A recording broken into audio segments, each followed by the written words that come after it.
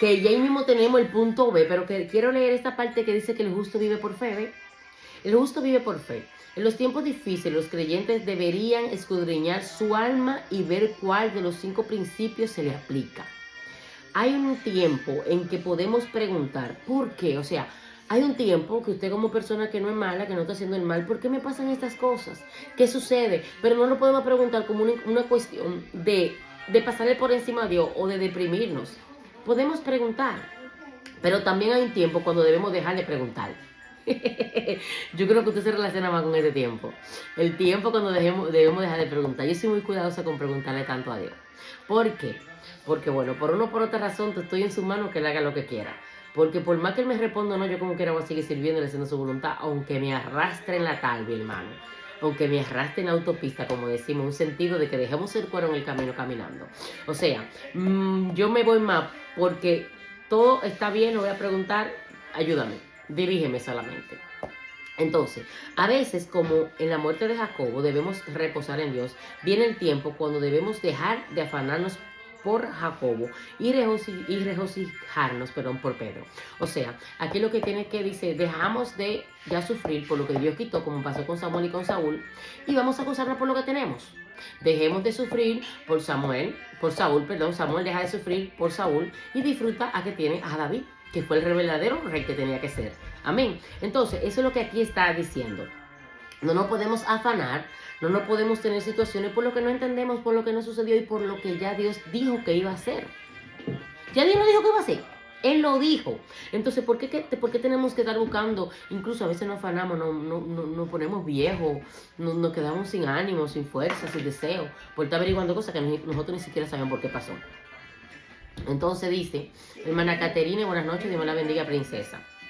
Amén. Estamos en la cuarta imagen, Caterina. Ahí en el punto número B, Caterina, estamos en el punto número B de nuestra clase. Ya estamos ahí. Amén. Hay un micrófono abierto. Ok.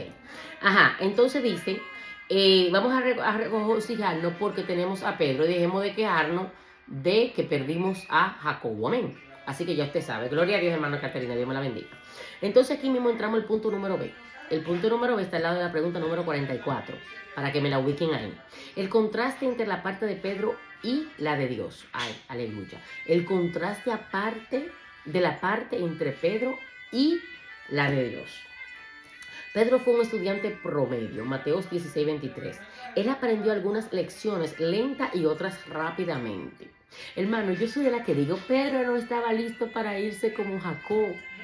Hay momentos que Dios no nos lleva porque no estamos listos. ¿Para qué no vamos si no estamos completos? Esteban estaba completo, Jacobo estaba completo, algo faltaba para Dorcas hacer y para Pedro hacer, algo faltaba y para nosotros que Dios liberó y que no murieron como Martín. Algo pasaba, esto me impactó bastante, hermano, escuche bien. Pasó años aprendiendo que todos los alimentos son limpios. Pedro era de esta gente, como le dicen, no sé si en otros países, sabe que tenemos gente de diferentes países aquí, le decimos los dominicanos, ay, qué quiquilloso. Ay, no, yo no me como la habichuela así, porque yo no me como la arepa así. La arepa para los venezolanos, ¿verdad? Ay, no, yo no me como el plátano así. Quisquilloso, hermano. Personas que, ay, no, que esto. Ok. Pedro tenía situaciones con lo de comer y no comer. Dios le dijo, ay, oye, mata y come. Mata y come. Que todo esto lo santifiqué yo. Así que mira, a ver, resuelve. ¿Entiende usted? Jesucristo dijo a los discípulos que el alimento no contaminaba a la persona. No, Mateo 15:10 hasta el 20. Dice, años después Pedro todavía no había aprendido esa lección. El alimento no es que contamina, sino lo que está dentro de ti, lo que está dentro de mí, lo que buscamos por ahí, lo que escarbamos, hermanos. Eso no es lo que hace daño. Entonces dice, en Hechos, eso fue citado, ¿verdad? En Hechos 10:9-16. Dice, Pedro todavía no había aprendido la lección y se negó a comer lo que Dios le dijo que comiera. Pero Pedro aprendió a confiar en Dios cierta vez. Pedro se preocupó mientras Jesucristo dormía. Hermano, ve que Pedro no estaba listo para irse al cielo. Ve que Pedro no estaba listo para irse a su lugar de descanso. Había muchas cosas, por eso que no podemos estar averiguando. Me encantó esta clase. Porque la pregunta que por lo menos no tenemos, ¿por qué Dios se llevó a fulanito y a fulanito? Era su tiempo. Yo siempre digo algo, o era su tiempo, no estaba preparado o se iba a perder. Una de esas, y quizá más, pero yo más o menos manejo esa. Sí, hermano, hay personas que te dicen, pero ¿por qué, Dios mío? Sí, no duele porque se fue. Ay, pero si en el año que viene, el próximo año se va a perder. Dios no habita en sentimientos. Dios no habita en sentimientos terrenales, hermano. Ay, que la familia se va a quedar sufriendo. La prepara también para que aguanten hasta su día. Amén. Pero no, que no se va porque todavía... Yo le estaba diciendo a la hermana mía. Ok, cuando era joven, no, que soy muy joven. No le puedo decir Señor porque soy muy joven. Ok. Cuando estaba en la universidad, no, porque quiero terminar la universidad. Hay un tratado por ahí que siempre le dan a uno. Ah, que porque yo ahora me casé, que porque los hijos, que los nietos. Ok, entonces, ¿cuándo es que le vas a servir a Dios? Entonces, hay personas que no le quieren servir a Dios de ninguna manera. No son agradecidos, no quieren acercarse. Y ahora mismo se ha entendido más que lo que es servirle al Señor. Antes era una cosa, como un yugo, una cosa. Y que la gente a veces iba a la iglesia, a veces iban por amor, claro. Pero el otro tanto iban porque lo obligaban. Y después de, ay, que me liberé. Se lo pierde. Se lo pierde. Vaya acercándose al Señor como se haga necesario, el que vea este video. Vaya acercándose, vaya buscando el rostro de Dios. Vaya acercándose, que lo mejor que nosotros no puede pasar de tiempo es acercarnos a Dios. Su palabra, en una iglesia, que oren por usted, buscando las cosas de parte de Dios. Amén. Entonces dice, quedamos por aquí, pero Pedro aprendió a confiar en Dios, ciertamente. Pedro se preocupó mientras Jesucristo dormía. Lucas 8, 22, 25, ¿se recuerda esa historia? Sin embargo, en la prisión le preocupaba. La preocupación no los robó el sueño, ya estaba más maduro, ya estaba más preparado. Estaba durmiendo entre dos soldados y sujeto con cadenas, perdón. No estaba cómodo y Herodes estaba planeando matarlo por la mañana. El mismo Pedro, que una vez estuvo preocupado, aprendió a poner su confianza en Jesucristo, perdón. Ya antes el Señor la había sacado de la prisión. Antes de estar en la prisión física, ya el Señor lo había sacado de su presión espiritual, humana, mental, de lo que le preocupaba, de lo que no permitía que así quisiera. Entonces ya Dios estaba preparando a este hombre y no era su tiempo, porque ahora que iban a conocer a Pedro. Amén. Ya antes el Señor había sacado de la prisión, basado en Hechos 5, 17, 20. Si Dios lo quería, lo haría nuevamente. Pero si no, Pedro no había que hacer nada. Él oró y se durmió. Y ni siquiera la luz del ángel lo despertó. Hechos 12:7, es decir, donde él estaba preso. Había aprendido a ver la diferencia que había entre la parte que le corresponde a él y la que le corresponde a Dios. Hermano, esta parte aquí es épica. Es de suma importancia. Cuando nosotros tenemos la capacidad de entender que la parte que le corresponde a Dios, la de nosotros es la 50%.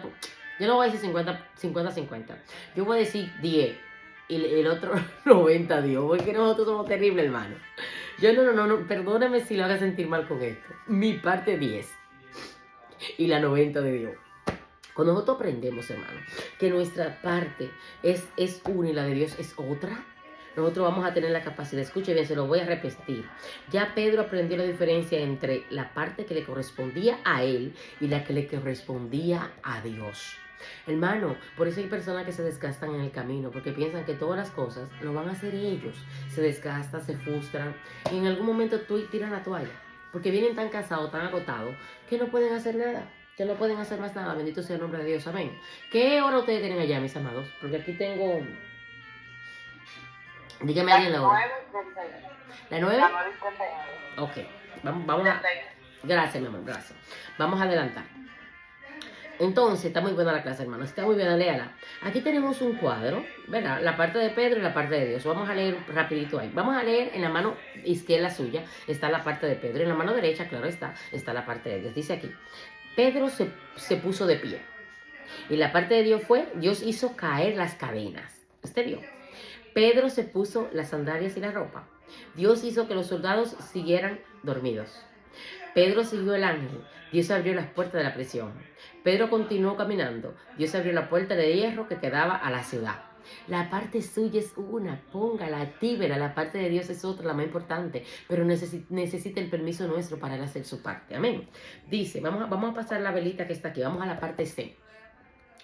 Dios bendiga a nuestro hermano Daniel, que acaba de entrar. Dios bendiga a nuestro hermano Daniel. Vamos a la parte C.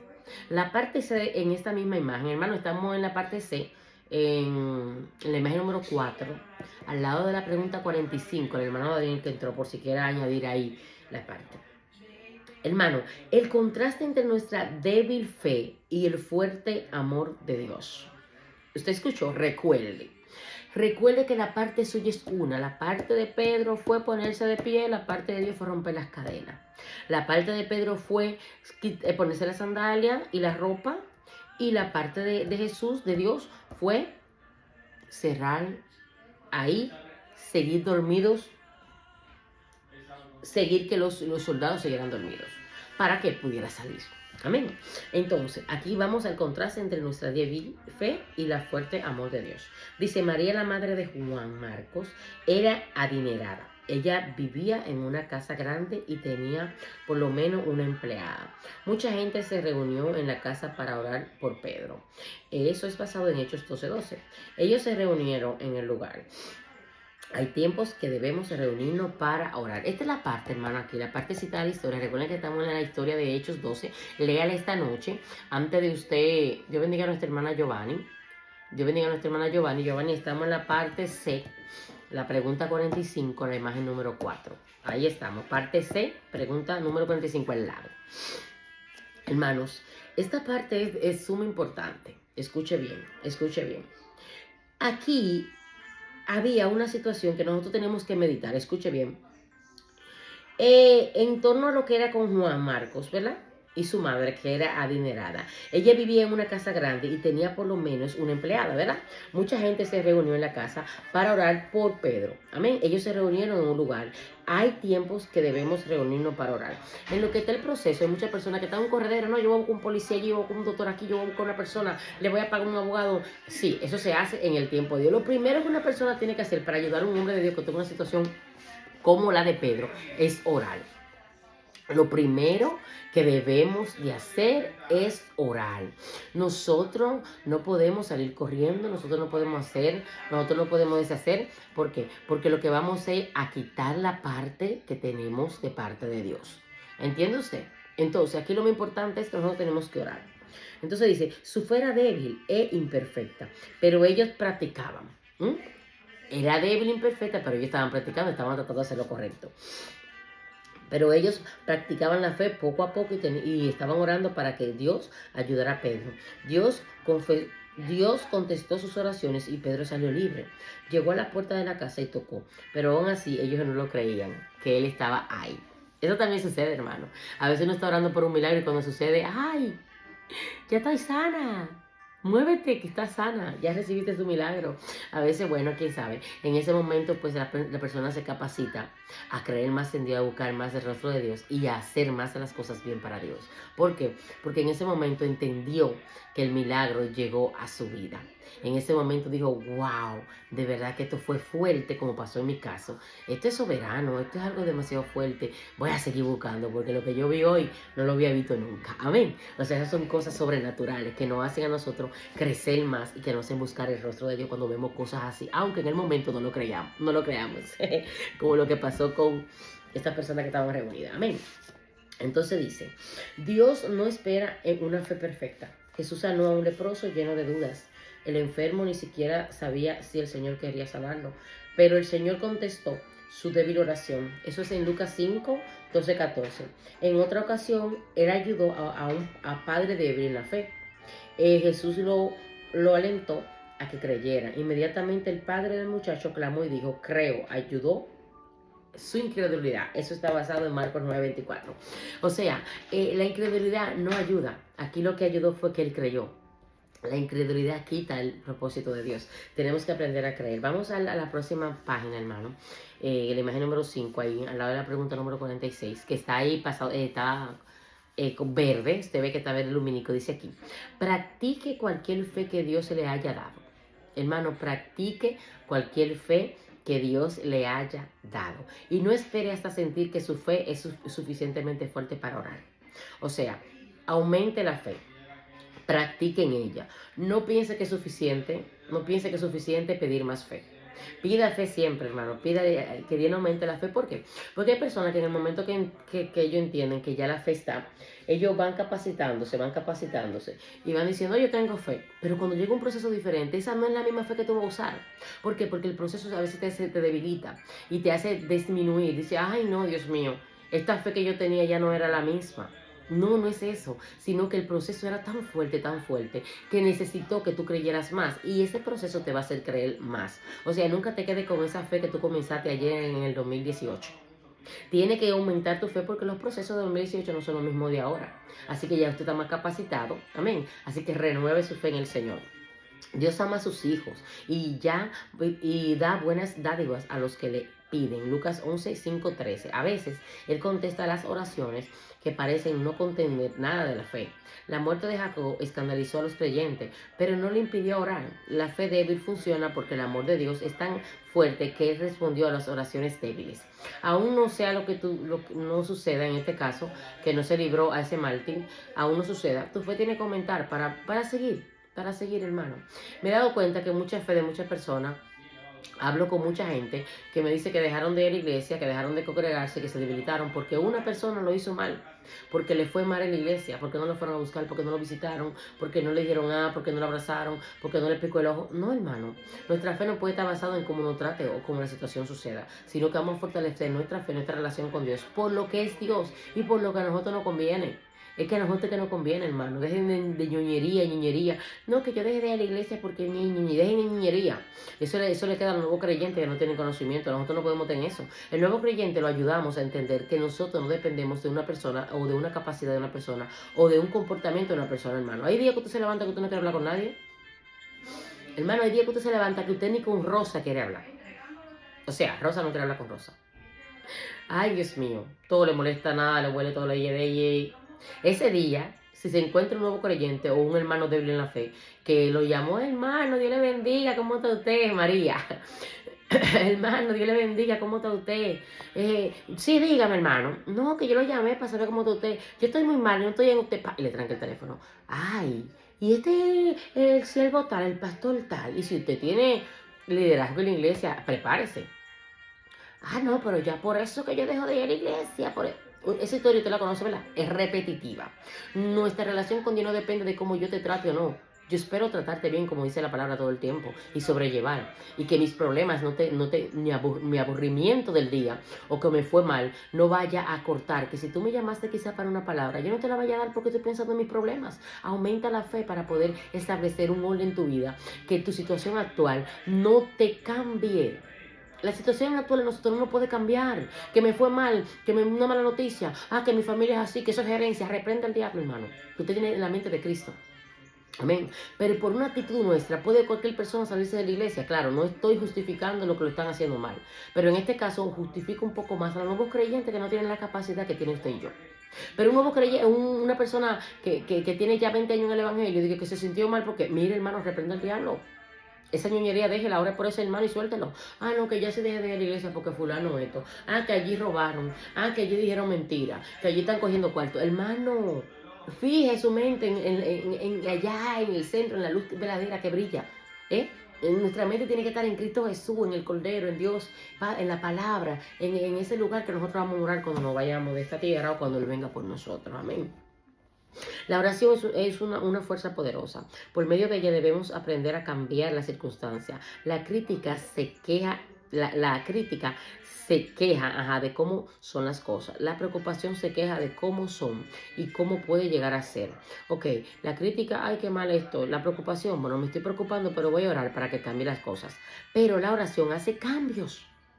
Ni la crítica ni la preocupación te va a llevar a ti a un varón perfecto, agarrado de Dios.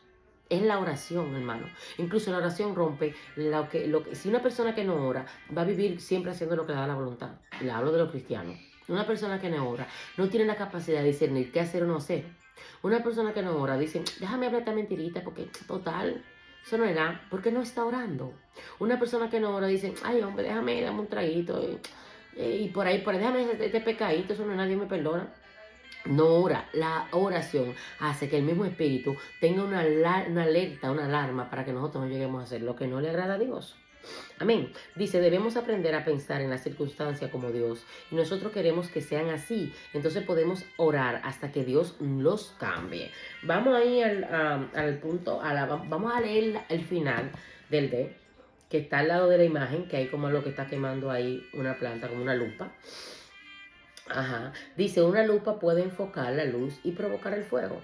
Esa es la ilustración que está aquí. Pero aquí tengo una velita que está debajo de esto, antes del punto D. Dice, una gran serpiente se deslizaba sobre la tierra, dirigiéndose lentamente hacia un nido de pájaros con pequeños pichones, cuyo padre, con desesperación, veía en el peligro que los acechaba. Pero aquella serpiente era demasiado grande para luchar contra ella. Lo único que podía hacer era sonidos fuertes a través de sus picos. Otros pájaros escucharon los sonidos y los reconocieron como quejas de protesta desesperadas. Pronto se reunieron varias clases de pájaros sobre la serpiente, pero ni aun todos juntos eran suficientes para detenerla. Solamente podía unirse a los sonidos. La serpiente se acercaba más y más al nido. Entonces un granjero oyó a los pájaros que emitían sonidos que él había escuchado antes. Sabía que los pájaros estaban en peligro, así que agarró un palo largo y le dio un fuerte golpe a la serpiente en la cabeza. En pocos minutos la serpiente estaba muerta y los pájaros volvieron a encontrar a entonar, sus hermosos cantos y a cuidar sus nidos. ¿Entiende usted? ¿Entiende usted esta parte? Esta ilustración. O sea, la preocupación no es lo que nos lleva a nosotros. La unidad, hermano, y una concentración de lo que debemos de hacer. Quizá no podamos unirnos a esa serpiente tan grande, que es Satanás, vamos a poner en este caso, si nos reprenda. Pero sí podemos unirnos todos juntos y comenzar a tocar los picos y hacer un sonido para que Dios nos mande esa persona que nos va a ayudar. Aquí tenemos el punto número D. Vamos a dar nuestro punto.